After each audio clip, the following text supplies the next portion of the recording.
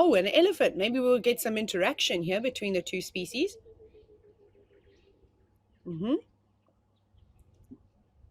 Not too worried about them, but still ears sort of raised. You can see like almost look like they're standing up slightly taller. And watch those trunks. Look how they're twisting. A very subtle sign of agitation, if you will, when they'll do that. Noses up in the air, trunks up in the air, also giving them a good sniff. But those hyenas know to stay clear of elephants.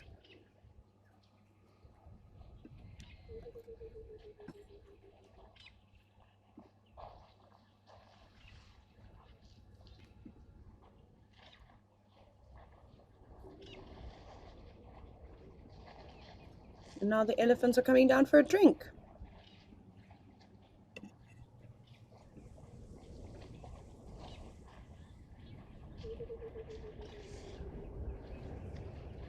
I see there are quite a few of you saying good morning. Earth sign, you've gone Taylor with an exclamation. It's me.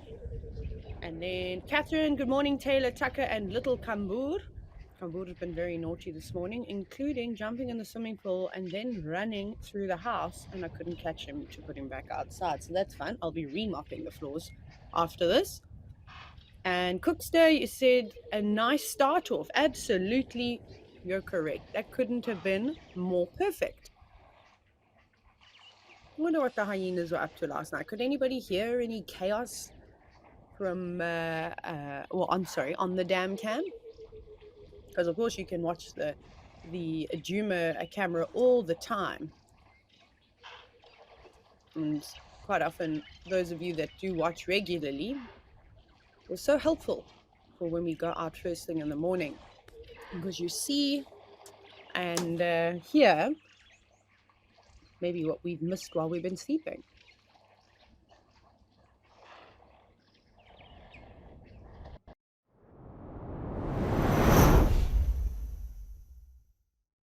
And now we can see the influx of elephants as the day heats up.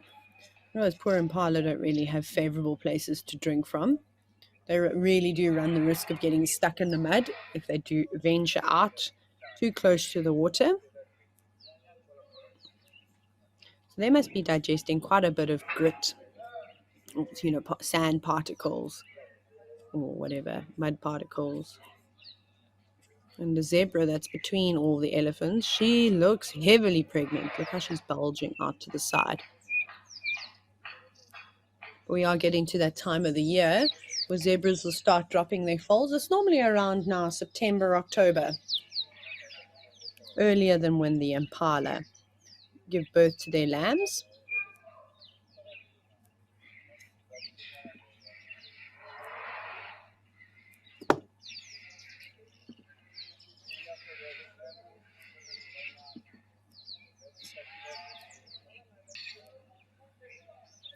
Safs, you've wondered if is it not rainy season in South Africa? The grass doesn't look that green. So it depends on where you are in South Africa. So this game reserve here, Madikwe, is sort of northwest, but very much on the boundary of Botswana. So very, very far north. And the rest of like the sort of greater Kruger and even into Botswana, Zambia, and Mozambique, it's all dry season at the moment. So we'll only get rain. I shouldn't say these areas will only get rain in the next couple of months. It can start, normally we can have a couple of sprinkles now at the end of September going into October, but the big rains typically start in November, December, and can last up to about April. But this year we had unseasonal rain right through May.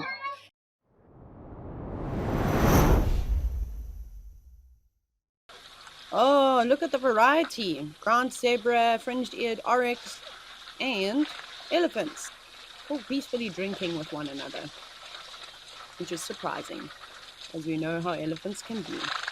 And if we keep watching the zebra, we could also see a squabble amongst them. They like to kick and bite one another. Tails wishing.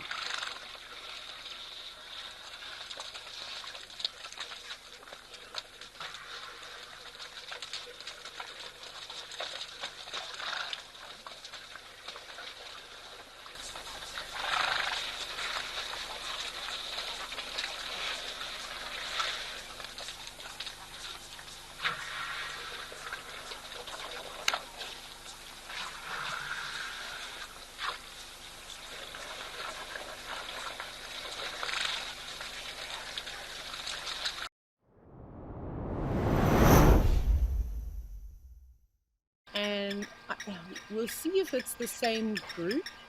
There was an adult lioness that had a collar on it, and there was also a male, but he didn't look to be a particularly large male. He had a collar too, and they had 3 cubs. I have no idea how old the cubs are, but I think that they were maybe 4.5 to 5 months old, somewhere around there. So this looks like a large female. She doesn't have a collar. And there's another one drinking too. There could have been an entire pride, because for the last 3 days, there we go, this female has got a collar on. For the last 3 days, there actively have been lions around here. And some have got fuller bellies than others. Well, the one that's walking with a collar is definitely the mother of the cubs. You can see her mammary glands have sort of a dark patch around them, which just shows that the youngsters have been suckling. So I'm almost certain that they were on a kill. And I don't know how many individuals are in this pride. I've never been to the Pilanesberg before, but they do have a lot of lions.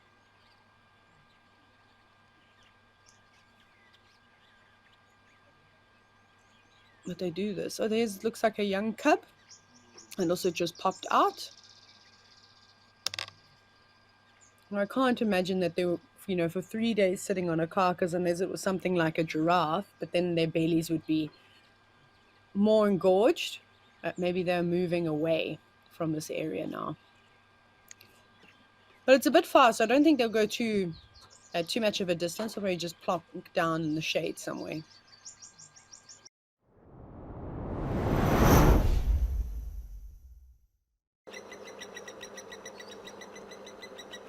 Baboons! And a wildebeest. Oh, that's cool. I haven't seen baboons at Tau yet. Of course, you've probably seen them with some of the other naturalists, or if you're just watching the cameras. But we'll try and stick on them. For those of you that are literally just watching for the first time, this area is filled with crocodiles. And it could be quite interesting, because these baboons look like they're going to go much further out. Look at them just hopping over the mud, trying to stick to the green bit. So moving towards the deeper water, where there could most certainly be crocodiles watching it, and just sort of hoping for various animals to come down and drink. And baboons don't seem to be too cautious at all. Some digging in the background, but most of them funneling through. Whip! A little hop, skip, and a jump. And they're going to graze. Smart animals. Because there isn't really anything around, this is perfect.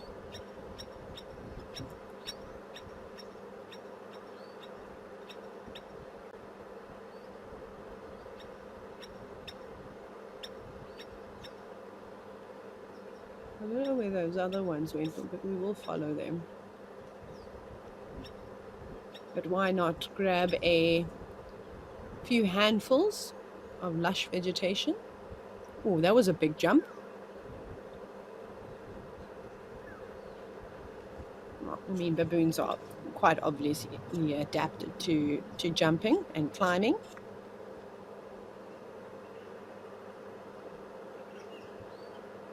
They better be careful that they don't slip and fall face first into the mud. Like what I've done. I've done that so many times.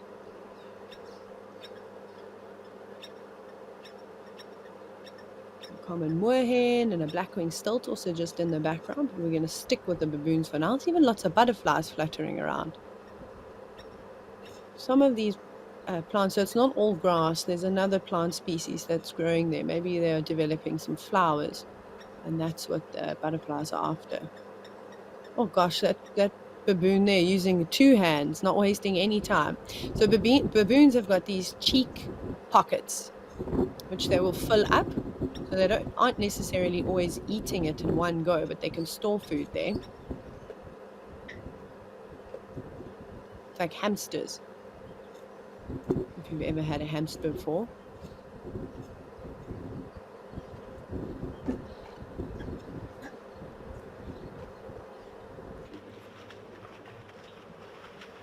You can see now no one is tolerant of his behavior. What's wrong?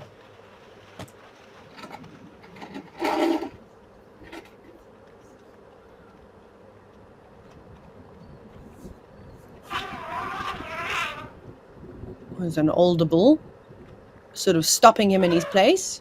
Might reprimand him and tell him to just calm down.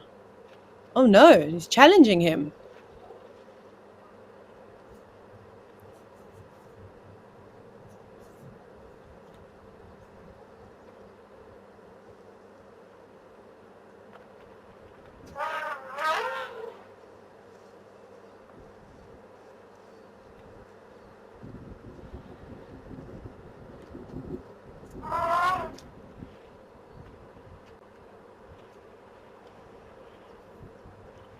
Seems to be settling down now. But of course, we're going to be doing this all again tomorrow. So make sure you catch me on the last morning, well, my last morning, live at the waterhole. But if you are busy, that's okay, not a problem. Maybe you'll be able to either catch the sunrise or the sunset safaris, those live drives. But thank you again for all your questions and all your comments. I hope you all enjoyed it, and I will see you tomorrow. Bye-bye. Have a great weekend.